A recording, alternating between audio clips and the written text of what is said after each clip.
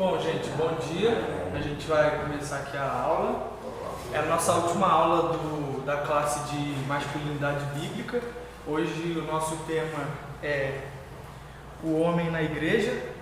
Nós já passamos pelo o homem no mundo, o homem na família e o homem no trabalho. Eu sou Gabriel Dantas. Vocês provavelmente já me viram lá tocando, que eu também sou do Ministério de Música, então tocando ou cantando, mas aí esse ano eu entrei no Ministério do CCB e também estou aqui servindo aqui com eles. Aí a gente vai fazer primeiro um resuminho das aulas anteriores.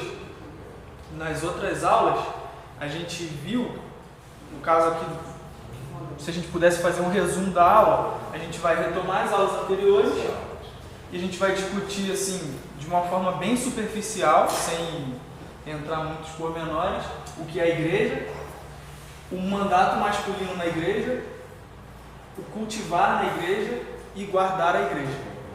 Então, retomando as aulas anteriores, aí gostei do efeitinho ali de... Desafios. Na aula do Mário, ele falou sobre os desafios, né, que nós, homens, enfrentamos hoje na sociedade, que são os dilemas, né, entre o que a gente está sentindo e aquilo que realmente são as nossas convicções. Então, a nossa fé, o que a gente precisa fazer e o que a gente quer ou não quer fazer, né, que permeia muito a nossa vida na sociedade, que às vezes faz a gente também evitar alguns conflitos que são necessários, coisas que precisamos fazer, a gente acaba não fazendo por causa do que a gente sente, né? E a gente viu também que em Gênesis 2:15, Deus deixa um mandato específico para o homem, que lá fala que Deus colocou o homem no jardim para cultivar e guardar o jardim. E aí a gente pode tirar disso um mandato específico de Deus para o homem, que ele dá para o homem, não dá para a mulher, no mundo. Enquanto a gente estiver aqui, é uma coisa que Deus deixou para a gente, o cultivo e a guarda. Eu fiz um desenho aqui meio feio, mas é que a gente vai abordar aqui, no caso, o cultivo. Aí eu pus aqui, isso aqui também é para representar um pouco o trabalho, né? E a guarda está aqui. E um terceiro aspecto que a gente vai ver também nessa aula, que é importante para a igreja. A gente viu também na aula do André e do João que, assim como a gente adora a Deus fazendo o nome dele grande, cultivar vem da palavra culto. Então, cultivar é trabalhar a terra. E assim como a gente adora a Deus fazendo o nome dele grande, não que o nome dele não seja grande, né? Isso significa que a gente está reforçando e ressaltando como o nome dele é grande. A gente também adora a Deus por meio do trabalho e por meio do nosso serviço, especificamente aqui nessa aula falando da igreja. E o André também falou que nós precisamos liderar pelo exemplo, né? Pelo exemplo não só de vida, mas também pelo exemplo no serviço, pelo exemplo no trabalho e tudo. Só que aí a gente está falando do homem na igreja e a gente precisa entender o que é a igreja. De uma forma muito superficial, a igreja é um povo. Se a gente for definir, a igreja é um povo. Que Jesus deixou e Jesus um dia vai vir buscar esse povo. O povo da nova aliança, comprado pelo sangue de Jesus. E se vocês puderem abrir lá em Efésios 5:25, alguém pode abrir?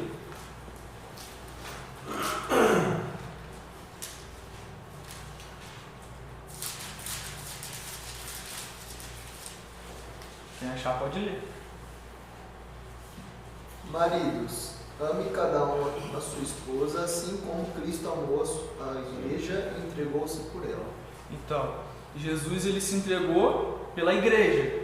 Ele não se entregou por um CNPJ, ele não se entregou por um prédio, ele não se entregou por um clube. Ele se entregou pela igreja, por um povo que ele mesmo comprou, ele mesmo resgatou para ele mesmo. E nós podemos, de uma forma assim muito assim chula, né, muito superficial, dizer que na igreja nós adoramos a Deus. São coisas que, sim, toda igreja saudável deve ter: adoração a Deus, pregação do Evangelho e a vida em comunhão entre a gente. Sem isso, não tem como ter uma igreja, tá? Aí eu peguei uma referência de um filme, que é o Thor Ragnarok, que quando o Thor está lá lutando contra a deusa da morte, que entra na cidade para destruir o povo, para matar todo mundo, ele está quase perdendo a luta e ele vai para um reino assim espiritual e encontra o pai dele e ele fala: pai, ela já tomou a cidade toda, daqui a pouco ela está sentada no trono, ela já invadiu a cidade toda, a gente não tem como deter ela. E ele fala, o nome da cidade é Asgard, ele fala: Asgard não tem posição, nunca teve, aqui pode ser Asgard, Asgard é onde o nosso povo está. Então eu achei isso bem, dá para fazer um paralelo com a igreja, né? Não é porque a gente tem esse prédio aqui que a gente vai se ater isso aqui. Se um dia, esse dia vai chegar, nós vamos sofrer perseguições, nós vamos sofrer ameaças e não sei se é a nossa geração, mas uma igreja do futuro talvez, ou a nossa igreja de hoje também, pode ser que seja impedida de se reunir aqui e esse prédio seja demolido. E não por causa disso nós vamos morrer enquanto Igreja Evangélica Batista Nova Aliança. O autor Mark Dever, no livro O que é uma Igreja Saudável, ele fala: a igreja é um povo, não um lugar, nem uma estatística. É um corpo unido a Cristo, que é a cabeça. É uma família unida por adoção por meio de Cristo. E aí, se a gente for pensar socialmente, a igreja, pensando assim na sociologia, é uma comunidade. Uma comunidade são pessoas que se reúnem e têm algo em comum. Nós, como igreja, socialmente, nós temos um cotidiano, nós nos organizamos, nós temos uma doutrina bíblica que nós seguimos com o intuito de glorificar a Deus. O intuito principal é o de glorificar a Deus. Aí, eu queria ler lá em Neemias 4, do 16 ao 18, se você puder ler. Qual o seu nome? Eu esqueci. Israel, se você puder ler o primeiro, depois ele o segundo, e esse aqui, o Joel, o terceiro, por favor. Neemias 4, do 16 ao 18. Agora a gente vai avançando no tópico, agora a gente vai falar sobre o mandato masculino na igreja. Depois de entender de uma forma bem superficial o que é a igreja. Pode.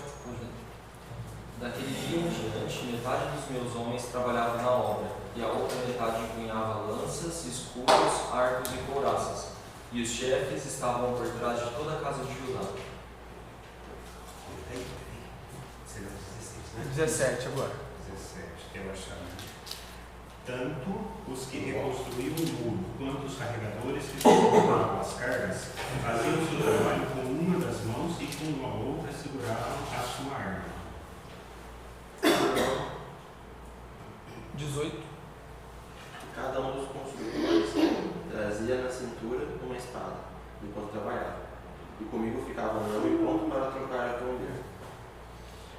A gente viu, recapitulando as outras aulas, o mandato específico de Deus, de cultivar e guardar. E a gente vê nesse texto de Neemias que eles já tinham construído metade do muro. Só que os inimigos do povo de Israel viram isso e começaram a se juntar para tentar destruir tudo aquilo que eles haviam construído. Então eles queriam acabar com o que eles tinham feito, com o trabalho, com todo o resultado do trabalho deles. Em resposta a isso, Neemias ele se voltou para esse mandato masculino de Deus, que Deus deu lá no Gênesis para o homem. Ele separou os homens em homens que trabalhavam e homens que estavam na guarda daquela obra. E ao mesmo tempo que tinham homens que só trabalhavam, homens que só estavam na guarda, também tinham homens que enquanto trabalhavam estavam com uma espada empunhada. Então a gente vê que essa separação, né? E aí a gente tem que aqueles que estavam trabalhando no tópico cultivar e guardar na proteção. E também tinham pessoas nas duas esferas. Então eles se organizaram na missão de levar a cidade ao progresso, ao mesmo tempo em que eles também salvaguardavam o que já havia sido conquistado, o que já havia sido constituído, o que eles já tinham alcançado. Então eles fizeram essa divisão. E o autor Richard Phillips, no livro Homens de Verdade, o chamado de Deus para a masculinidade, ele fala isso aqui. Será que você pode ler para a gente? Dentro da igreja, os homens são chamados para cultivar e guardar o serviço de Deus. Ou seja, os homens cristãos devem trabalhar na igreja com a colher de pedreiro em uma mão, a espátula de jardinagem de Adão e a colher de pedreiro de Neemias, complementadas pelas colheres de pedreiro de 1000 outras profissões e ocupações. E com a espada da verdade, que nunca muda realmente, na outra. Então essa realidade que a gente viu em Neemias, ele não só se aplica para situações de urgência, para situações de guerra, mas para todo homem e principalmente dentro da igreja, que é o nosso mandato masculino. Nós devemos cultivar e guardar. Então nós devemos trabalhar na igreja, servir e proteger a igreja. A gente vai falar mais sobre isso conforme a gente for avançando. Mas nesse texto ele fala que enquanto, acho que é no 16, será que pode ler de novo 16? Daquele dia em diante, metade dos meus homens trabalhava na obra, e a outra metade empunhava lanças, escudos, arcos e couraças. E os chefes estavam por trás de toda a casa de Judá. Então, enquanto eles estavam trabalhando, eles não só se dividiram e virou um coworking assim. Tinham pessoas, tinham homens de Deus, fiéis a Deus, e que se dedicavam ao Senhor, que estavam na liderança, dando todo o apoio para eles, que eles precisavam, e liderando a guarda, né? Porque uma guarda, a gente sabe que não pode ficar sem liderança, né? Para ter uma guarda tem que ter um líder e tem que ter uma hierarquia, né? Então, esses líderes eles estavam garantindo o apoio ali para os homens que estavam trabalhando e liderando aquela guarda. E é o terceiro aspecto que eu falei. Além da guarda e do cultivo, dentro da igreja, Deus também nos chama a liderar. A liderança, tanto que a gente vê na Bíblia que os papéis de autoridade espiritual, de governo, Deus sempre deixa aos homens. A gente não vai entrar dentro dessa seara aí de discutir isso, porque senão assim, daria outra aula, acho que até outra classe assim, de falar das diferenças assim, entre o homem e a mulher na questão do governo na igreja. Seria uma coisa muito complexa. Mas aí eu deixei algumas referências. Alguém quer falar? Eu achei que alguém queria falar. Deixei algumas referências aqui, se vocês quiserem buscar depois, também está naquele material que eu deixei no grupo, tá? Mas você pode ver do Antigo Testamento ao Novo Testamento, Deus dando autoridade espiritual e os papéis de governo e liderança para o homem, tanto na família, quanto na igreja, quanto na liderança do povo, em Israel, vocês podem ver isso. E aí, a gente percebe que é uma necessidade da igreja ter homens fiéis a Deus, que estejam dispostos e estejam preparados para liderar a igreja. A gente pode ver isso no Novo Testamento. A igreja precisa desses homens, a igreja precisa da gente. Então, a gente não pode terceirizar a nossa responsabilidade ou negligenciar a nossa responsabilidade de deixar para os outros. Porque quando a gente não faz o nosso papel, e Deus colocou nós como cabeça da nossa casa, da nossa família, a gente acaba deixando de proteger aqueles que estão sobre a gente e eles vão sofrer com muitas dores, com muitos problemas. Então, inclusive dentro da igreja, nossas mulheres, nossos filhos vão sofrer com isso. Então é uma necessidade da igreja e nós, enquanto crentes, enquanto cristãos, precisamos estar preparados para servir e liderar e proteger a igreja. E aí, pensando nisso, antes disso, eu queria falar outra referência aqui cultural, ainda bem que o Mário não está aqui. No filme Duna, tem uma família, uma casa, como se fosse uma casa, aquelas casas antigas, de casas reais, uma família que estava numa cidade muito próspera, com condições favoráveis à vida, estavam tranquilos.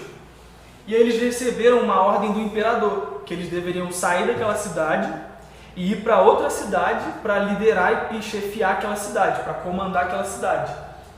Só que a cidade que eles foram mandados, que é Arrakis, não tinha condições favoráveis à vida, era como se fosse um deserto, tinham como se fossem nativos de lá, né? Tinham nativos que eram hostis, né, a eles, e era muito difícil o trabalho lá, e era uma região muito disputada por todas as outras famílias do Império, porque tinham especiarias, tinham produtos assim que eram muito valiosos. E aí a fala do filme é essa, né? O arauto do imperador chega e para ele fala: o imperador se pronunciou, a casa Atreides deverá imediatamente comandar Arrakis e servir como seu guardião. Você aceita?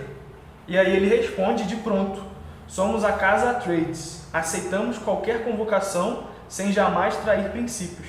O imperador ordena que apaziguemos Arrakis, a casa Atreides obedece. Então aqui a gente vê um exemplo assim, secular de disposição a liderar, disposição a servir. Eu acho que é um exemplo também para nós, como homens cristãos na igreja. Nós devemos sempre estar preparados para liderar a igreja, para estar à frente, porque a gente sabe como é duro o serviço. Então, se algum irmão cair, a gente tem que sempre estar pronto para o serviço de Deus, e o reino de Deus não pode parar, a obra de Deus não pode parar. Então é um encorajamento para nós enquanto homens cristãos. E aí, aqui nesse slide, ele fala das qualificações para o ofício na igreja. Só que aqui ele fala dos presbíteros, né, dos pastores, dos oficiais da igreja. Só que como a gente já falou aqui agora, nós devemos estar prontos para liderar a igreja, para estar à frente da igreja. Então, se esses princípios valem para esses oficiais, e nós devemos estar prontos, tanto para exortar eles, quanto também para fazer, estar ali cooperando com eles, por que não a gente também não se atentar a esses princípios para a nossa vida também? Acho que é edificante também para a gente. Só obrigado. Aí eu queria que alguém lesse, por favor.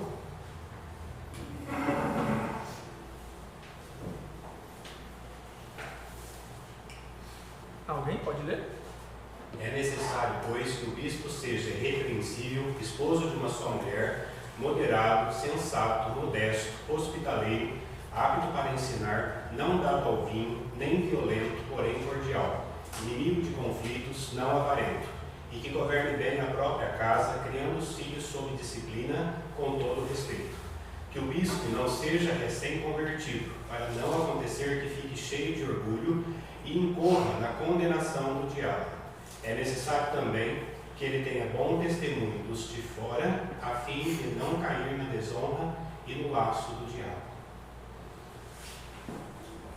Aí, primeiro tópico desse versículo, ele fala: é necessário, pois, que o bispo seja irrepreensível. Então, nós, enquanto homens, por mais que não sejamos bispos, nós precisamos estar prontos para aceitar as convocações que o Senhor colocar sobre a nossa vida, de liderar na igreja, de servir na igreja. Então nós precisamos ter um bom testemunho de Jesus Cristo. E eu lembro que numa mensagem do pastor Oscar, se eu não me engano foi em Filipenses, ele falou sobre ser irrepreensível. Que ser irrepreensível não significa que a gente não vai errar. Significa que a gente vai errar, só que imediatamente a gente já repara o nosso erro, já conserta o nosso erro, e não deixa aquilo ali em aberto, não deixa... às vezes tem conflitos que são necessários.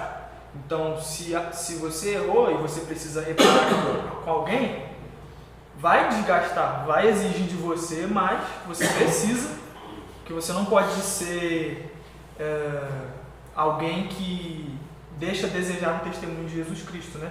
Você precisa ter o coração transformado, arrependido e disposto ao arrependimento, né?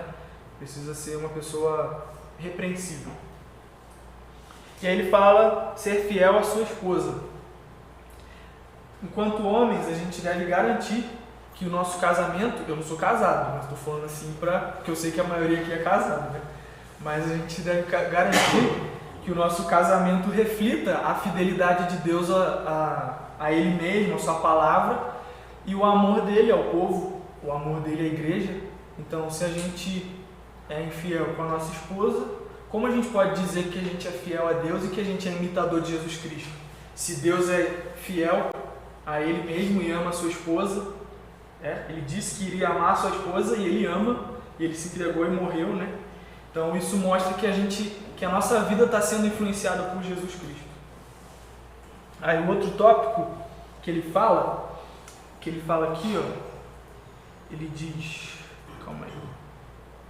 ele diz moderado, sensato, modesto e hospitaleiro. E a gente pode resumir isso como a piedade cristã, né? Ser piedoso. Então nossa vida deve ser exemplo de mansidão, de amor, domínio próprio, né? Ele fala também aqui, ele fala inimigo de conflitos, só que aqui ele não está dizendo de conflitos coisas que precisamos resolver, né? Porque tem essas duas interpretações para conflitos, coisas que precisamos resolver e briga, né? Confusão, contenda, ele está falando disso aqui, inimigo de contendas. A gente não deve ficar arrumando problemas com os outros sem necessidade. Então a gente precisa buscar os frutos do Espírito para que possamos exercer o nosso mandato na igreja. E aí ele fala, aqui eu resumi, né, de ser dotado de paz e contentamento, mas no versículo ele fala assim, aqui, quer ver?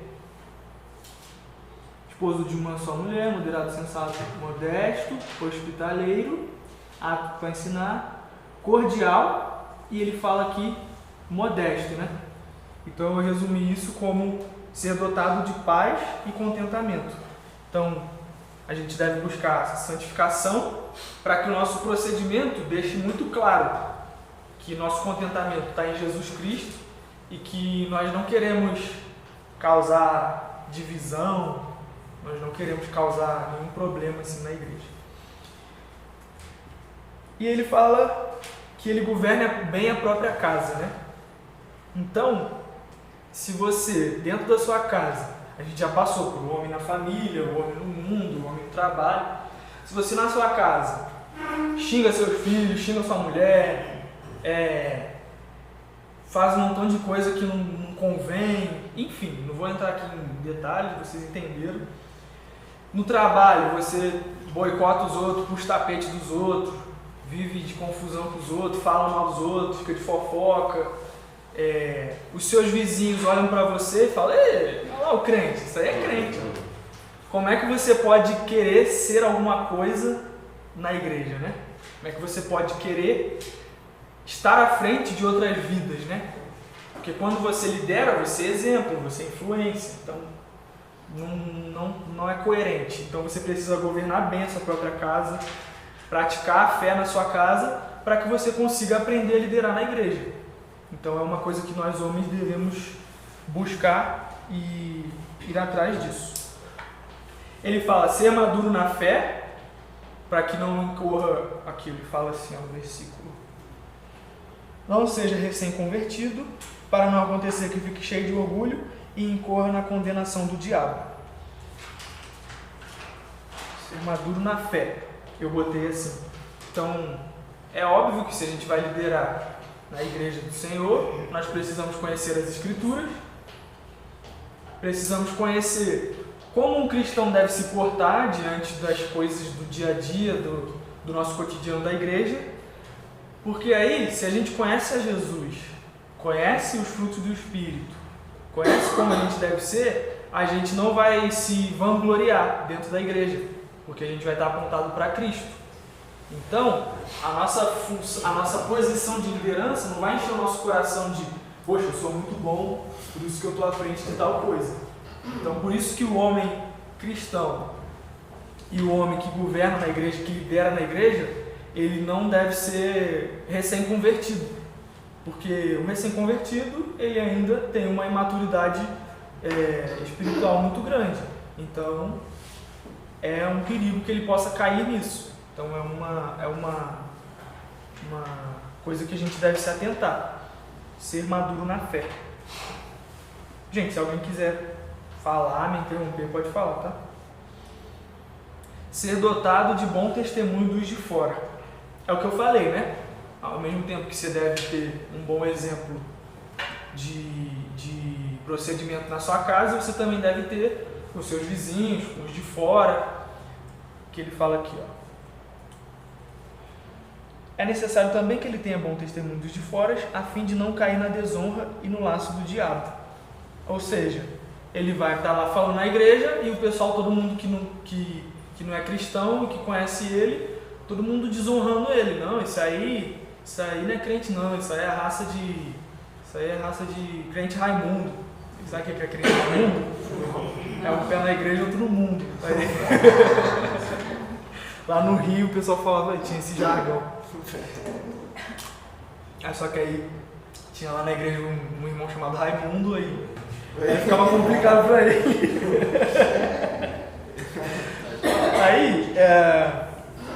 Aí agora a gente vai entrar no tópico, né? De cultivar e guardar. Eu esqueci de anotar. Eu botei aqui os tópicos, esqueci de anotar. Mas está no slide aí, depois vocês podem olhar aqui. Igual com a Vera. A minha ideia era ir escrevendo enquanto eu ia falando, mas paciência. Aí, agora a gente vai entrar no tópico cultivar na igreja. E aí, cultivar na igreja significa edificar a igreja, ajudar a construir, ajudar a fazer a igreja progredir, né? E aí a gente pode ler lá em Efésios 4, do 11 ao 13. Jonas, será que você pode ler? Sim. Efésios 4, do 11 ao 13.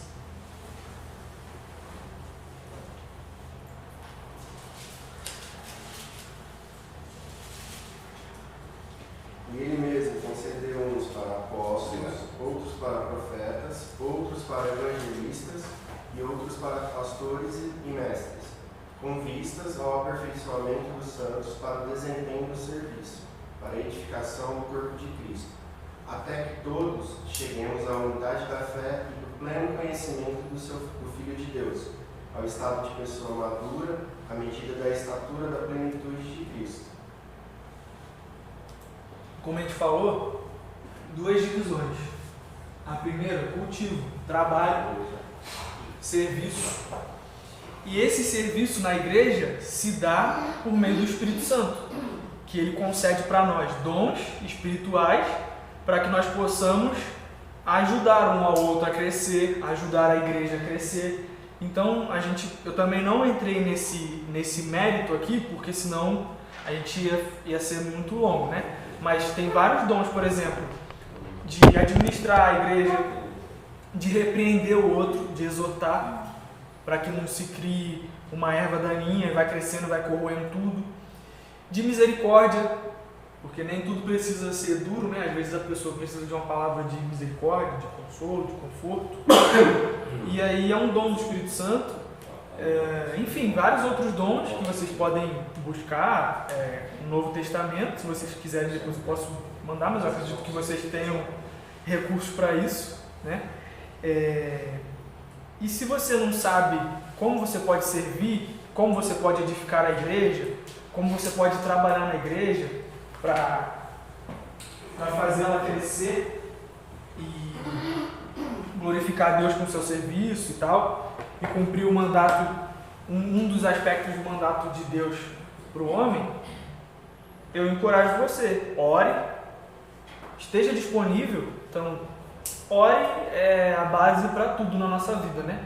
Então, fala com Deus que você quer isso e para que Ele crie oportunidades para você, mas às vezes a oportunidade já existe, a gente que não percebe, não vê, mas esteja disponível.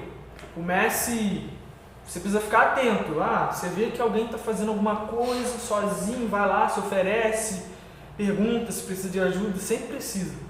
Vou dar um exemplo aqui, o Ministério de Música da nossa igreja. Nossa igreja tem 280 membros. Nosso Ministério de Música tem domingo que tem 2 pessoas, uma tocando e outra cantando, como foi no domingo passado. Então, é alguma coisa que acende uma luz pra gente, né? Um alerta. E eu sei que vários outros ministérios tem carência de pessoas disponíveis.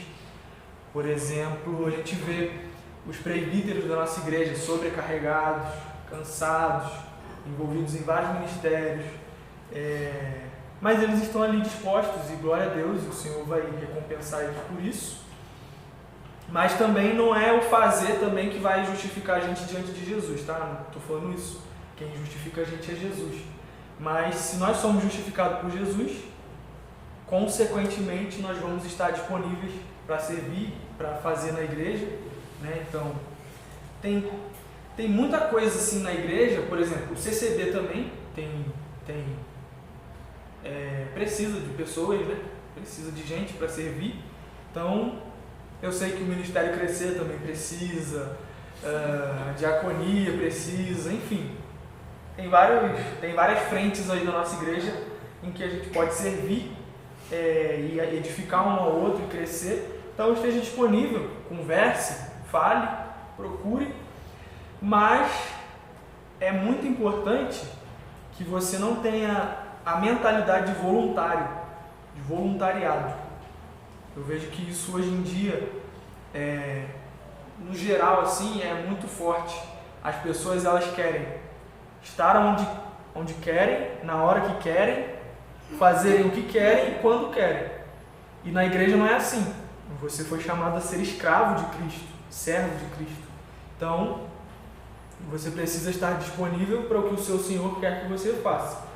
Então, na igreja, você não vai... Se você tem essa mentalidade de voluntário, avalie, ore, estude a palavra de Deus, porque você não é maduro, você não é um cristão maduro, porque um cristão maduro reconhece a necessidade, ele vai, larga tudo e serve, né? Então, não tem essa mentalidade de voluntário, de que vou fazer o que quero, quando quero e eu tenho o ministério precisando, todo mundo lá se matando, os irmãos com filho, com esposa, todo mundo exausto, com demanda do trabalho, o irmão lá, não, mas eu marquei futebol hoje, não vou poder.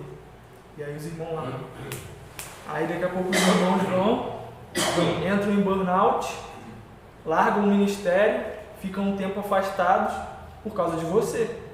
Porque você não fez o que você deveria fazer, o mandato que Deus te deu, de estar ali para servir, estar ali para proteger a igreja. Proteger a igreja também é proteger os seus irmãos. Então, a Bíblia fala que o cordão de 3 dobras, dificilmente ele se rompe. Então, se o seu irmão está pegando uma carga pesada, pega com ele, ajuda ele, vai ser mais leve, ele não vai ficar com problema na coluna, enfim. E aí no material que eu produzi e disponibilizei lá no grupo, eu escrevi, baseado nisso aqui, que é uma fruto da minha observação, tá? Não peguei isso, apenas fruto da minha imaginação. Paula, será que você pode ler pra gente? O voluntário vem quando quer e faz o que quer na hora que quiser, por quanto tempo julgar necessário. O homem cristão não é voluntário, antes é um servo, um escravo de Cristo. Assim como Paulo se apresenta em Romanos 1, 1 e 2, ele faz o que o seu Senhor requer dele e não o que bem entende. O homem cristão está disposto a abdicar de entretenimento, lazer, tempo, dinheiro, bens em serviço e em prol do reino. Exatamente, foi o que eu acabei de falar. Então, olha, será que você pode abrir Romanos 1, 1 e 2? Claro.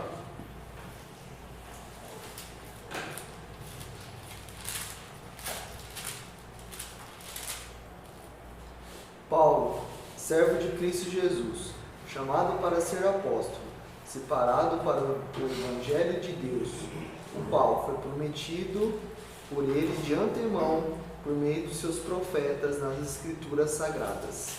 Então, você vê, o Evangelho, para que o Evangelho chegasse até a gente, muitos homens morreram, foram perseguidos, e hoje ele chegou até a gente.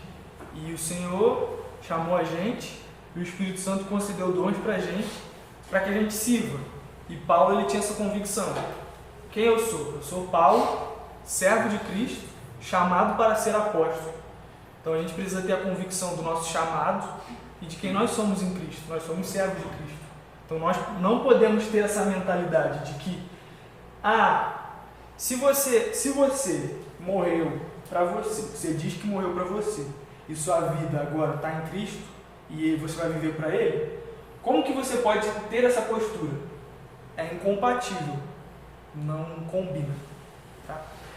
E aí, como eu falei lá, outro ponto que eu acho que é importante, pregue o Evangelho, né?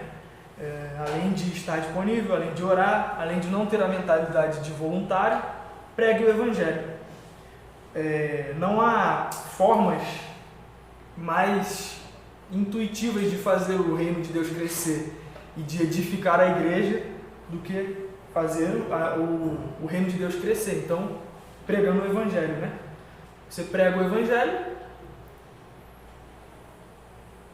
pela vontade de Deus e do Espírito Santo. A pessoa vai crer ou não, mas vamos colocar que ela creu. Se a pessoa crer, você vai multiplicar. Então, tinha um, agora vai ter 2. Então, o reino de Deus vai crescendo, vai avançando, né? E aí eu peguei algumas frases aqui. Eu acho que a primeira frase que a gente precisa ressaltar é a de Jesus. Lá no Mateus 28, do 18 ao 20, ele fala, tem 2 verbos que ele fala. E vão todo mundo, pregar o Evangelho, não sei o quê, batizando, em nome do Pai, do Filho e do Espírito Santo, ensinando a guardar todas as coisas que eu tenho mandado. Mas aí eu acho que esses 2 verbos são os mais importantes. Vão e preguem. Vão, exige que você saia de onde você está. Não necessariamente você precisa ir para outro estado, mas talvez se a gente for pensar em sair da zona de conforto, né? Porque às vezes no seu trabalho tem pessoas lá que não são cristãs. Se você sair da sua zona de conforto, você vai, né? Vão e preguem. Preguem, ele não falou vão e vivam. Vão e mostrem. Vão e façam uma ação social. Vão e preguem o Evangelho. O Evangelho é um conteúdo que precisa ser falado. Então a gente tem uma frase muito famosa por aí, vá e pregue, se necessário for, use palavras. Isso não é bíblico. Jesus ele não falou isso. Jesus falou, vão e preguem o Evangelho. Tá? Pregar significa falar, né? Expor, né? E aí, algumas frases aqui de alguns teólogos, se cada um puder ler uma. Aqui. A igreja existe para nada mais do que tirar o Evangelho para o mundo. Outra pessoa. Toda igreja é uma base de lançamento. E cada cristão é missionário. Não temos apenas uma missão, não somos uma missão. Se você não está evangelizando, você não é um cristão maduro. Você está em alguma forma de apostasia. Eu estou só anotando aqui os tópicos. Então, como a gente pode ver, dos aspectos centrais da missão da igreja é pregar o Evangelho, né? Nós não podemos achar que a nossa vida enquanto cristãos é só aqui dentro da igreja. Então, cultivar na igreja, edificar a igreja, não é só na nossa comunidade, é também para fora, né? Como a frase aqui do Tim Keller diz isso, né? Eu estou só anotando aqui, se alguém quiser falar alguma coisa.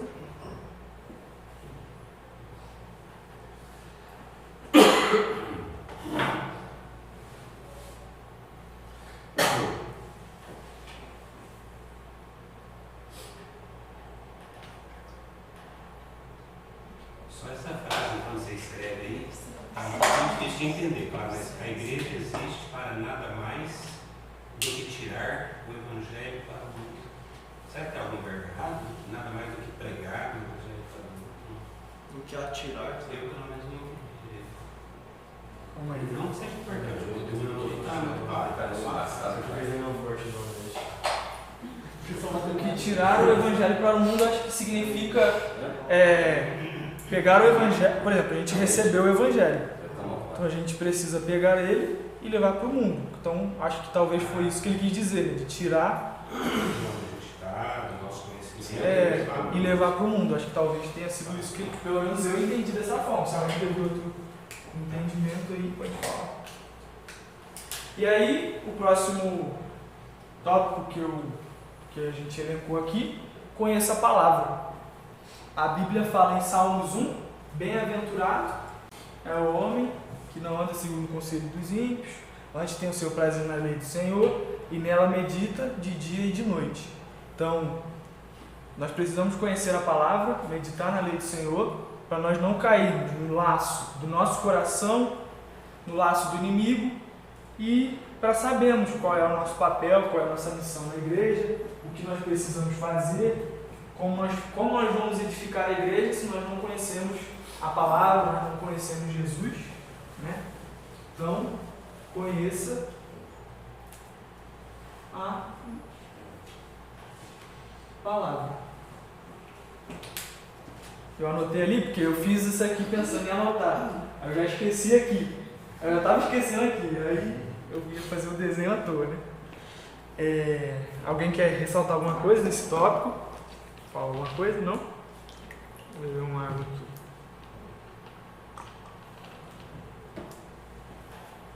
A gente vai para o próximo tópico, que é guardar a igreja. Será que... Qual é o nome dele? Como é que é o seu nome? Átila, será que você pode ler 1 Timóteo 1, 3 ao 7?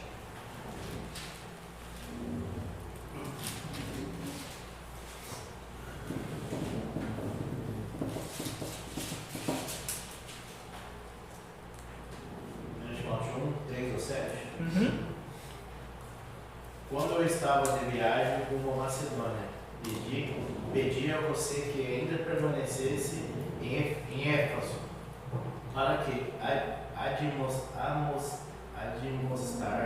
é isso mesmo? Admoestar certas pessoas, e que ensine outra doutrina. Nem se ocupe com fábulas e genealogias sem fim. Essas coisas mais promovem discussões do que o serviço de Deus da fé. O objetivo dessa admoestação é o amor que procede de um coração puro, de uma boa consciência, de uma fé sem hipocrisia. Algumas pessoas se desviaram dessas coisas e se perderam em discussões inúteis, pretendendo passar por mestres da lei, não compreendendo, porém, nem o que dizem, nem os assuntos sobre quais falaram com tanta ousadia. Então, nessa passagem, Paulo fala para Timóteo para ele ficar numa determinada igreja para chamar a atenção dos outros quanto a coisas que eles não deveriam estar fazendo na igreja. Então, falsas doutrinas, a hipocrisia, né? Coisas inúteis como genealogia, discussões que não vão ajudar a gente a edificar a igreja, como a gente falou, que não vão ajudar a gente a construir nada, só vai gerar divisão, contenda. E aí Timóteo fica nessa igreja para exortar as pessoas e guardar a igreja. E guardar a igreja é proteger a igreja. Então foi esse o intuito que Paulo queria que Timóteo ficasse, para que ele, depois daquela igreja constituída, estabelecida, aquele corpo, aquele povo, ele botou Timóteo para que ele protegesse aquilo ali, para que aquilo ali não se desfizesse, não se esvaísse, não se perdesse, né? E então a gente tem que guardar a igreja, é proteger a igreja, é manter a guarda pela segurança da igreja, de seu povo e de todo o conhecimento de Deus que foi conquistado pela graça de Deus ao longo dos tempos, pela revelação de Deus aos seus profetas, aos seus apóstolos, aos seus ministros, né? E ao que nós, ao estudarmos a palavra de Deus, vamos crescendo um com o outro. Então, tem o conhecimento de Deus na Bíblia, nós precisamos guardar aquele ensinamento. Guardar aquele ensinamento significa ensinar ele corretamente e não permitir que nada daquilo ali seja dito ao contrário, ou seja acrescentado, ou seja extraído. Doutrinas que não são bíblicas, né? E aí isso consiste, proteger a igreja, consiste em proteger a prática da igreja e proteger a doutrina da igreja. Então, proteger a prática da igreja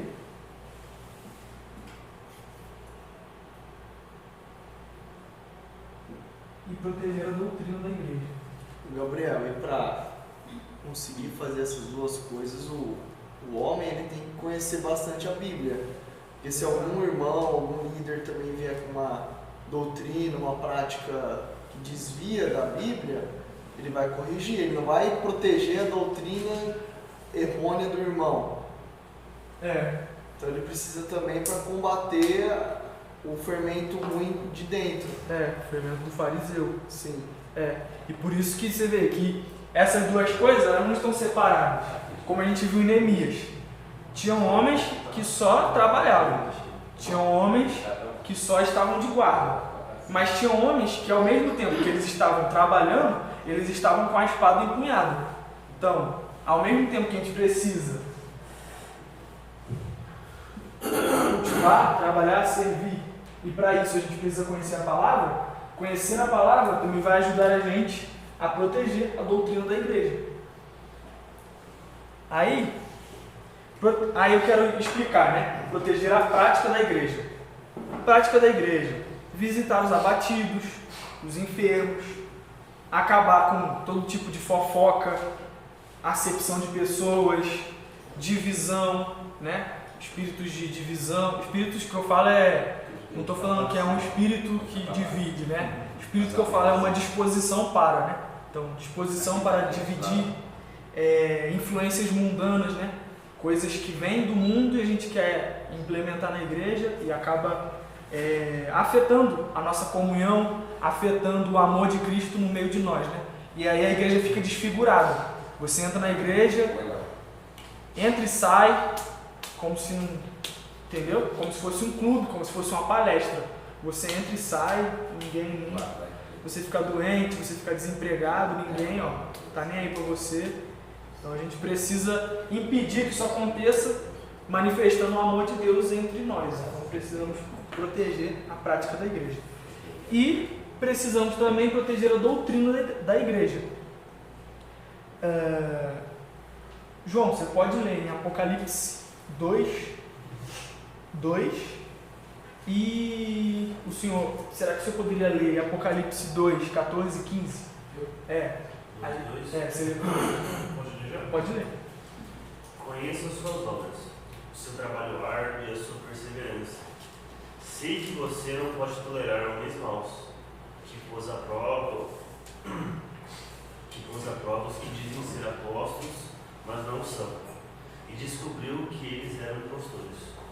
Então, Jesus nessa passagem, ele fala, ele como se ele tivesse feliz, né, com essa igreja, elogiando essa igreja. Olha, eu sei que vocês não toleraram os homens maus, eu sei que vocês combateram essas doutrinas erradas, eu sei que vocês protegeram a doutrina que eu deixei para vocês. Então, é algo que precisamos diligentemente estar ali buscando fazer, porque agrada ao nosso Senhor Jesus. Tenho, porém, contra vocês algumas coisas. Estão aí em seu meio os que sustentam a doutrina de Balaão, o qual ensinava Balaque a armar ciladas diante dos filhos de Israel, para que comessem coisas sacrificadas aos ídolos e praticassem a prostituição. Além disso, estão também aí em seu meio os que seguem a doutrina dos Nicolaítas. Você vê que nessa igreja já é diferente. Nessa igreja, Jesus, ele já chama a atenção da igreja. Que eles permitiram que dentro do meio deles, os homens daquela igreja não cumpriram o chamado deles. Eles permitiram que no meio deles viesse esse tipo de pessoa, que produzia e gerava coisas para fazer as pessoas caírem no pecado, na prostituição e em doutrinas falsas, né? E aí, para a gente, como o Oliver falou, a gente conhecer, para a gente proteger a doutrina da igreja, a gente precisa conhecer a palavra. Então precisamos estar firme na doutrina e, além dos cargos, mesmo que você não seja da equipe pastoral, você precisa conhecer a verdade e defender a verdade. Porque por mais que eles tenham um cargo no reino de Deus, Jesus está acima e todos nós estamos abaixo. Nós somos só mais um no meio da multidão, dos que vão para o céu. Então, eles são homens, eles podem cair, eles podem errar. E se os líderes falham, nós homens, cristãos, piedosos, precisamos sentar com eles, se reunir com eles e exortar eles, chamar a atenção deles. Olha, isso não é bíblico, com fundamento bíblico, é claro. Se eles continuarem falhando, eles devem ser substituídos por homens que sejam fiéis a Deus, porque eles não conheceram a palavra e não conheceram o Senhor. Então, é uma coisa que nós precisamos estar atentos. E a doutrina, ela tem que estar acima das preferências pessoais. Então, você vai falar e você vai exortar se tiver alguma coisa de doutrina, uma coisa que seja contra a Bíblia. Não é porque, eu não gosto de parede azul, eu não gosto do teto assim, eu não gosto de LED lá na frente, aí você vai lá e vai sentar com o pastor e vai exortar ele. Você vai tomar. Então, a gente precisa entender que a doutrina está acima de tudo, né? Acima do que a gente gosta ou deixa de gostar. E o homem cristão, ele também não deve permitir que a sua família permaneça em uma igreja com ensinamentos falsos. Porque a família dele vai sofrer no cativeiro espiritual, do erro, da mentira, do pecado. Então é algo que a gente precisa se atentar.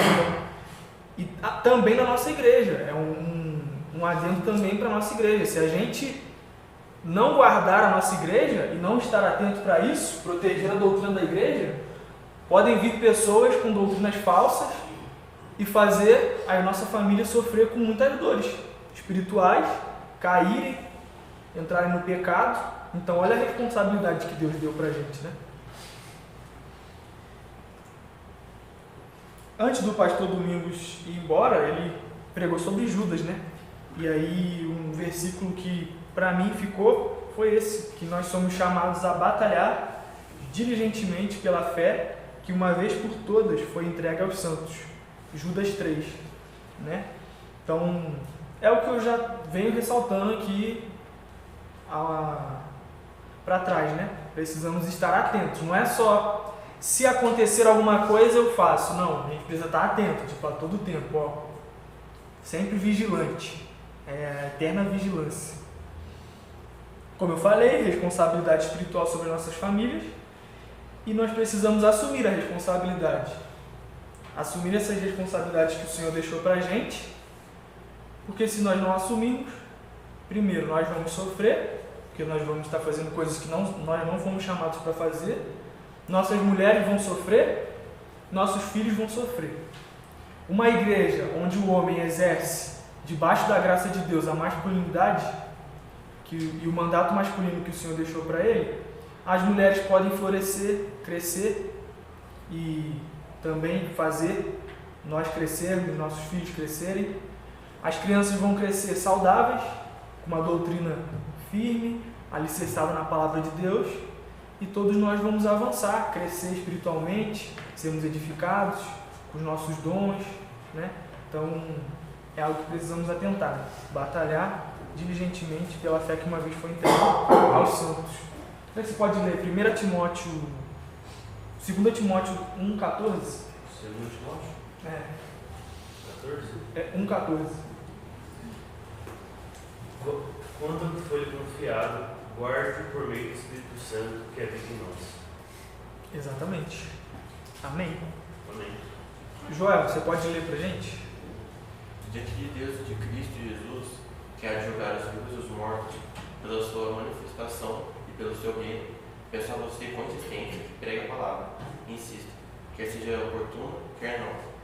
Corrija, repreenda, exorte com toda a paciência de doutrina, pois virá o tempo que não suportarão a sua doutrina.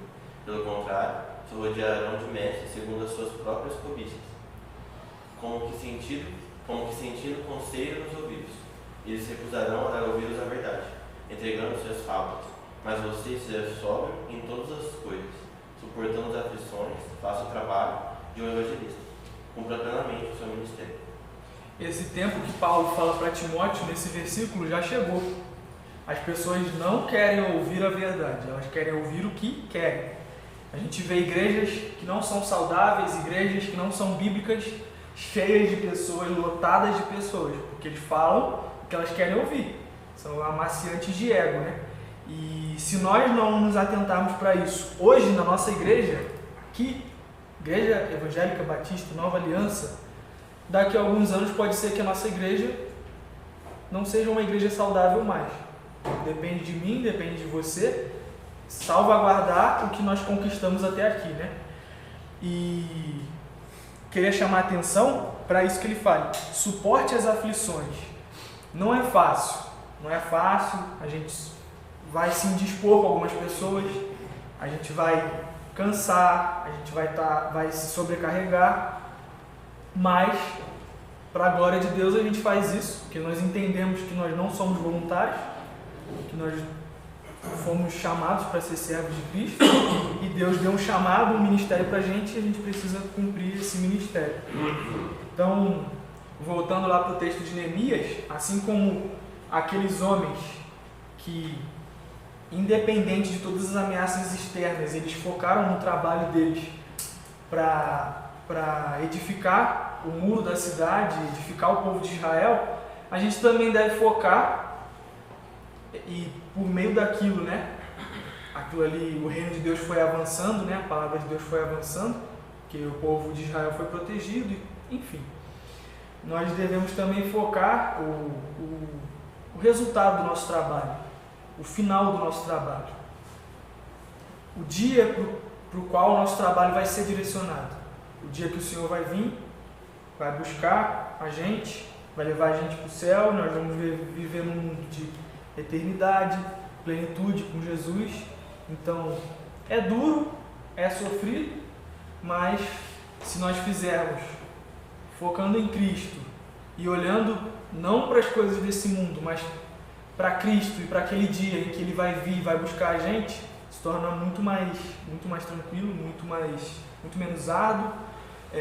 A gente consegue dividir as cargas, os pesos uns com os outros, fica muito mais fácil. Então, precisamos cumprir o nosso chamado de cultivar, que é edificar a igreja, e guardar, que é proteger a igreja. E aí eu queria saber se alguém quer falar alguma coisa, quer ressaltar alguma coisa. Não? Então eu queria pedir para vocês depois, se vocês...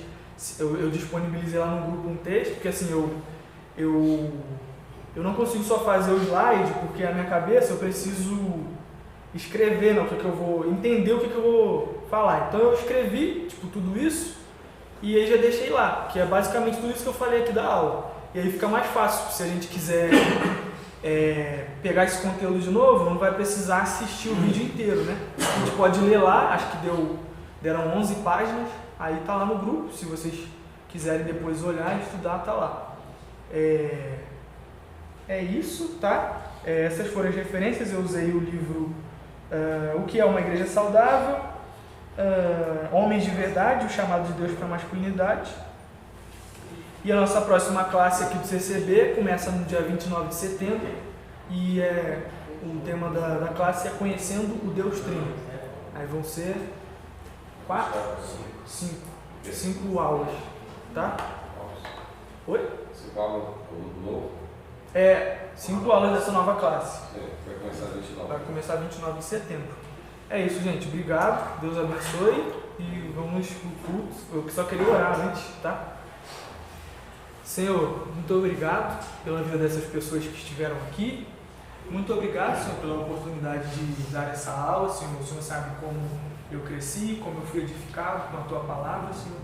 E eu espero também que entre no coração dessas pessoas que ouviram, que elas também entendam, Senhor, a importância que nós temos de Te servir, de trabalhar para Ti, Senhor, em prol do avanço do Teu reino, de liderarmos uns aos outros, estarmos atentos, Senhor, para as falsas doutrinas e protegermos, Senhor, aquilo que o Senhor revelou a nós, aquilo que nós conquistamos pela Tua graça, Senhor. Nos ajude, Senhor. Nós sabemos que não é fácil, nós sabemos que é difícil, mas o Senhor deixou a Tua palavra para que nós tenhamos o suporte, e o Senhor também nos deixou uns aos outros, Senhor, por meio do Teu Espírito Santo, por meio do Teu amor, Senhor, que nós sejamos sensibilizados, Senhor, a isso, a proteger a Tua igreja e a servir na Tua igreja, Senhor. Nos abençoe, nos dê agora um culto abençoado, fala aos nossos corações, Senhor, que nossos ouvidos estejam abertos e nosso coração sensível a Te ouvir. Te agradeço por essa aula, em nome de Jesus, amém. Obrigado, gente.